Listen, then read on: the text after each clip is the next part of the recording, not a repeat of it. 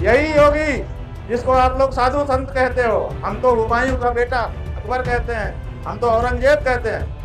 ये नहीं है हिंदू कहने के लायक।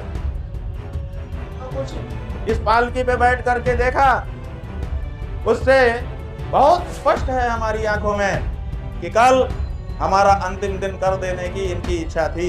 ये बच्चा जो है, ये देखिए कितना छोटा बच्चा है, अध्ययन करने के लिए आया है। इसको ले जा करके पीट रहे थे। इसके गले में ये पीला पहचान के लिए दुपट्टा छपा था।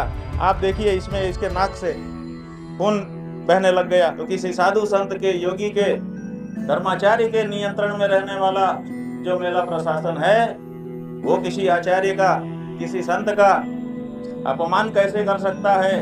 हम गंगा स्नान परमिशन लेकर नहीं करेंगे। वो हमारा जन्म सिद्ध अधिकार है और उस अधिकार को छीनने का अधिकार किसी को नहीं है। आप कहते हैं परमिशन नहीं लिया।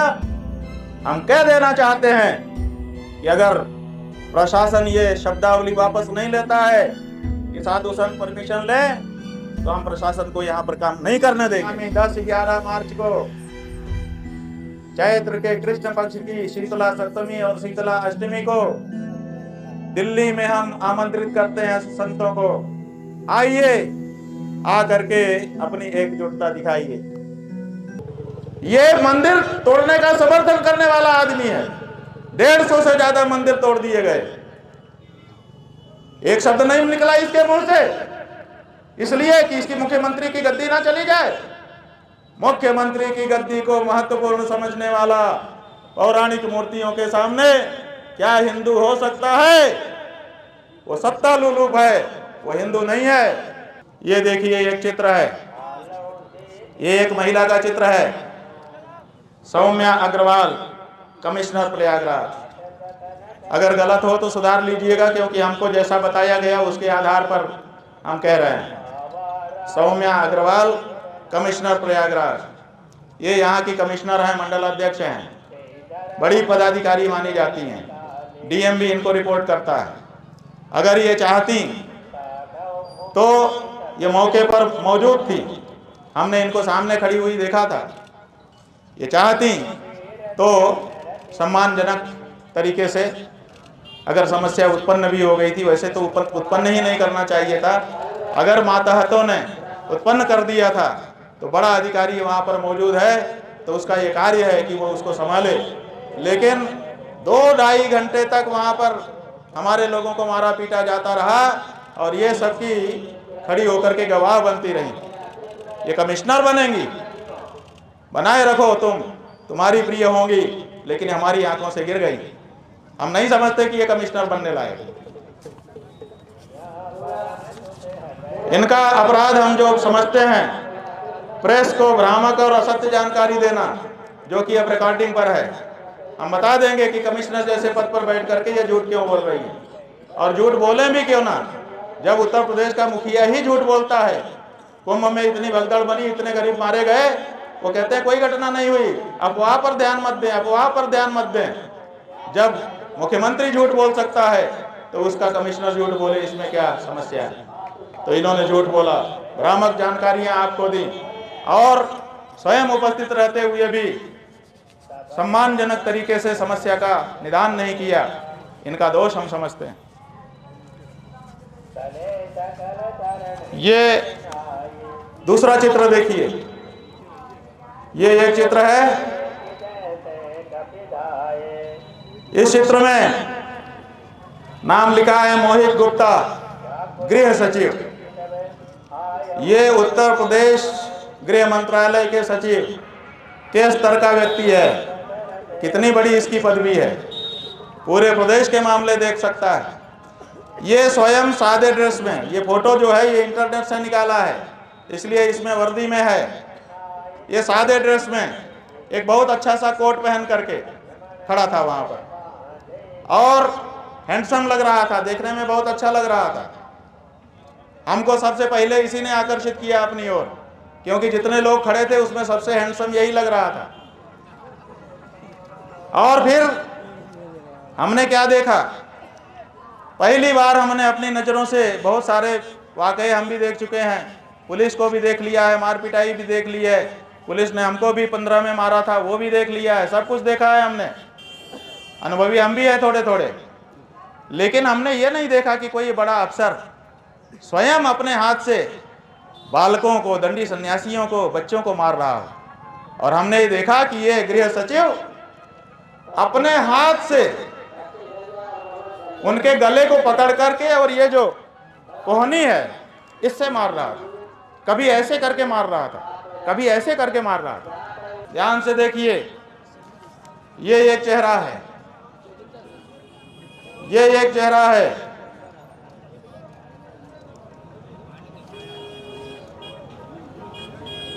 ये जो व्यक्ति है जोगेंद्र कुमार, पुलिस आयुक्त प्रयागराज, ऐसा बताया है हमको लोगों ने, सही है कि नहीं पता नहीं। ये जो व्यक्ति है यही सबसे ज्यादा हठधर्मी वहां पर था। अगर किसी ने बात को बिगाड़ा यही व्यक्ति था। बहुत ही हठधर्मी, बहुत ही दुष्ट प्रकृति का। और यही अनाउंसमेंट बार बार तरह तरह की करके हमको आक्रोश में लाना चाहता था। इसी ने कहा था कि बड़ी गर्मी चढ़ी है, अभी उतारता हूं। किसको गर्मी चढ़ी थी? ये कहता है बड़ी गर्मी चढ़ी है, अभी उतारता हूं। एक बार तो अच्छा मौका आया, ये अनाउंसमेंट कर रहा था कि तरह तरह के आरोप लगा रहा था कि आपका ये अपराध है, ये अपराध है, ये अपराध है, कह रहा था। तो हमने कहा भैया तुमने अपना पक्ष कह लिया, जरा हमको तो हम भी अपनी बात बता। तो कहता है ये माइक हमारे लिए है, आपके लिए नहीं है, तुम्हारे लिए नहीं है।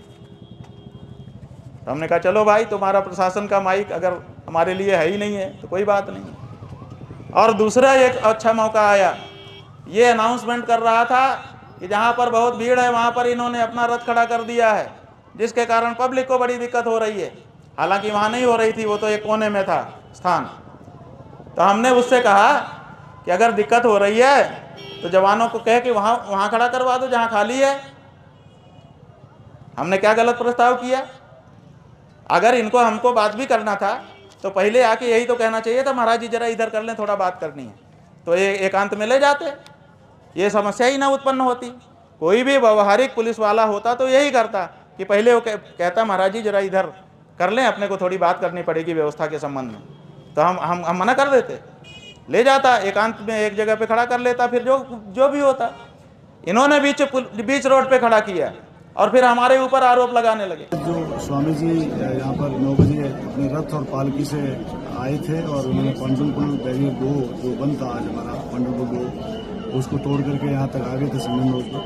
और वहाँ 200 लोगों के साथ थे और उन्होंने अपने रथ और पालकी के साथ संगम पे जाने के लिए 200 लोगों को लेकर आए थे। और यहाँ पर जब पुलिस ने उनको रोका तो वो वापसी मार्ग पर जाकर के खड़े हो गए और वापसी मार्ग पर ही रहे कंटिन्यूअसली अपने रथ और पालकी के सहित। लगभग 3 घंटे तक अव्यवस्था बनी रही यहाँ पे संगम लॉज पर। संगम लॉज पर उस समय बहुत भारी भीड़ थी और उस समय श्रद्धालु महिलाएं, छोटे बच्चे, बुजुर्ग श्रद्धालु आए हुए थे और उस समय मेले का पीक चल रहा था। लगभग आज करोड़ों लोग श्रद्धालु आज संगम में स्नान किए हैं। हमारा इतना ही कहना है कि जो कल्पवासी है, जो संत है, जो साधु है, उनके प्रति हमारी पूर्ण संवेदना है। पूर्ण रूप से हम लोग उनके प्रति जो है पूरी श्रद्धा रखते हैं हम लोग, हमारी पूरी टीम। और हम लोगों ने इन्होंने जो स्वामी जी ने आकर के 200 लोगों के साथ आकर के पहले बैरियर तोड़ा और फिर यहाँ आकर के जो इनका पालकी और रथ है उसको लेकर के संगम पे जाने की उस समय जिद करने लगे, जिस समय संगम पे बहुत अधिक भीड़ थी और एक तिल रखने को भी जगह नहीं थी। बार बार इनसे निवेदन किया गया कि आप जो है इसे बिना पालकी के या बिना रथ के, आज कोई परंपरा नहीं थी, किसी का भी वीवीआईपी या वीआईपी ट्रीटमेंट किसी को भी नहीं दिया जा रहा था। आज पूरी तरह से वीआईपी स्नान पर पूरी तरह से प्रतिबंध था बिकॉज ऑफ मौनी अमावस्या और बहुत ज्यादा भीड़ होने की वजह से।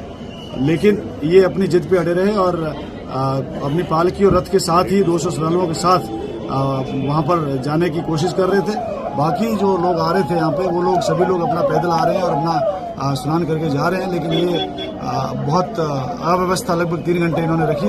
इसी अव्यवस्था की वजह से जो है फिर हम लोगों ने इनको बताया कि भाई आप रथ और पालकी के साथ नहीं जा सकते, बल्कि आप जो है अपने साथियों के साथ चले जाएं, स्नान कर लें। लेकिन बार बार रिक्वेस्ट और निवेदन करने के बाद भी ये माने नहीं। ये इस संबंध में हमें यह कहना है कि इन्होंने जो बैरियर तोड़ा और यहाँ जो पुलिस के साथ धक्का मुक्की की, उसके संबंध में हम वैधानिक कार्रवाई करेंगे। फिर क्या हुआ कि हमने कहा कि उठवा करके वहां रख दो, तो बड़े अच्छे से कहा, हमको याद रहेगा कि पुलिस के कंधे इसके लिए नहीं बने हैं। बड़े गजब डायलॉग के अंदाज में कहा कि पुलिस के कंधे इसके लिए नहीं बने हैं। और फिर थोड़ा सा ऐसा शब्द कहा जो अच्छा नहीं लगेगा हमारे स्वयं के, हमारे लिए है, कुछ गाली सा बोल करके कि तुम्हारे लिए नहीं, इस तरह का था। तो हमको लगा कि अरे वाह, पुलिस के कंधे थोड़े छोटे मोटे कामों के लिए नहीं है, बड़े कामों के लिए है। और बाद में जब पुलिस वाले हमको लेकर के यहाँ तक आ गए, यहाँ से घुमाते वहाँ से घुमाते, तो हमको उसकी बात याद आती रही रास्ते में कई बार कि कहता था कि पुलिस के कंधे इसके लिए नहीं है, और यही कर रहे हैं पुलिस वाले। ये जो बंधु था, इसी ने कहा कि इसके साथ के सबको हटाओ और इसे नीचे उतारो। पहला आदेश इसी ने कहा था कि इसके साथ के सबको हटाओ और इसको नीचे उतारो, ये व्यक्ति। उसके बाद दो लोग और हैं, एक ये चेहरा है, ये देख लीजिए, मध्यम कदकाठी का एक गोलमोल सा व्यक्ति, जैसे हमारे ये पत्रकार बंधु हैं लगभग इन्हीं की कदकाठी का। बताया गया कि ये यहाँ का जिलाधिकारी है, मनीष कुमार वर्मा। हाँ, इस साइड भी देख लो भैया। ये मनीष कुमार वर्मा, नाम गलत हो सही करवा दीजिएगा, जिलाधिकारी प्रयागराज, ये भी वहाँ पर उपस्थित है। जिलाधिकारी एक सम्मानित पद होता है, जिम्मेदार पद होता है। आशा की जाती है, राष्ट्रपति आशा करता है कि हम जिलाधिकारी के माध्यम से पूरे जिले पर नियंत्रण रखेंगे। ये लोग राष्ट्रपति को रोज आख्या भेजते हैं, ये वहाँ स्वयं उपस्थित थे। क्या इनको अपने विवेक शक्ति का प्रयोग करते हुए इस तरह के मामले पैदा होने देने चाहिए था, जिससे पूरे प्रदेश और पूरे देश में कोलाहल मचे? निश्चित रूप से ये जानबूझ करके ऐसा कर रहे थे। अगर ऊपर से इनको कहा गया था तब तो ठीक, तब तो आपके अच्छे सिपाही हैं, जो आप कहते हो करते हैं, आज्ञाकारी हैं। आज्ञाकारी भी अच्छा माना जाता है कुछ मामलों में। लेकिन अगर ये आपको खुश करने के लिए कर रहे थे तो आपके खुश होने से नहीं चलेगा। आपकी बड़ी किरकिरी भी इस मामले से हुई है। जो हिंदू सनातनी जनता है उसने आपके अपने शंकराचार्य के अपमान को अच्छे से नहीं लिया है। अभी तक हिंदू सनातनी जनता ने ये अधिकार पुलिस प्रशासन को और सरकारों को नहीं दिया है कि वो हम आचार्यों का अपमान करने की शक्ति प्राप्त कर लें। तो इनकी गलती यह है कि प्रेस में इन्होंने असत्य बातें, भ्रामक बातें फैलाई, और मौके पर मौजूद रहने के बावजूद इन्होंने ऐसा कोई उपाय नहीं किया जिससे ये घटना इतनी बड़ी न बनती, बात का पतंगड़ न बनता। और बंधु, अब जो चित्र हम दिखा रहे हैं, जैसे किसी मैच में मैन ऑफ मैच होता है, मैन ऑफ द मैच, जैसे किसी फिल्म में खलनायक होता है, समझ लो वो चित्र हम दिखा रहे हैं। ये देखिए, ये व्यक्ति, ये जो व्यक्ति है, ये असली व्यक्ति है। इसी ने सबसे पहले आके हमारा रथ, हमारी पालकी रोकी। इसी ने जब अंदर हमारे शिष्य ले जाए गए पुलिस द्वारा पकड़ के घसीट के, इसी ने उनको सबको मारा। अगर ये लोग चोटिल हैं, जितने लोग चोटिल हैं, लगभग सब इसी की मार से चोटिल हैं। यही सबको मार रहा था अंदर जाके। जो ले जाया जाता था उसी को ये मारता था और बेरहमी से मारता था। इसका नाम बताया है, पहले बताया शक्ति और बाद में बताया कि कोई विनीत सिंह है। ये सीओ पद पर बताया जा रहा है। चेहरे से ही आप लोग जान जाएंगे, अगर जानते हो तो बता दीजिए, नहीं तो कोई बात नहीं है, चेहरा तो पक्का यही है। ये जो व्यक्ति है यही मारपीट कर रहा था, बुरा बर्ताव कर रहा था, मुंह से गालियां निकाल रहा था, और सबसे बड़ी बात, इसने लात से मारे, इसने घूसा मारा, इसने गिरा गिरा करके मारा, इसने छड़ी छीन करके हमारे ब्रह्मचारी की उस छड़ी से इनको मारा। इसने धमकी दी कि तुम्हारी जिंदगी खराब कर देंगे और ब्रेन वॉश भी किया। हमारे एक दंडी सन्यासी को कहा कि डंडा लेकर के क्या घूम रहे हो, कुछ पढ़ो लिखो, बर्बाद हो जाओगे। ये कौन होता है ये बताने वाला किसी को कि कौन कैसे बर्बाद होगा और कौन कैसे? क्या इसके लिए इसको यहाँ पे खाकी कपड़ा पहना करके भेजा गया है कि ये सन्यासियों को उपदेश दे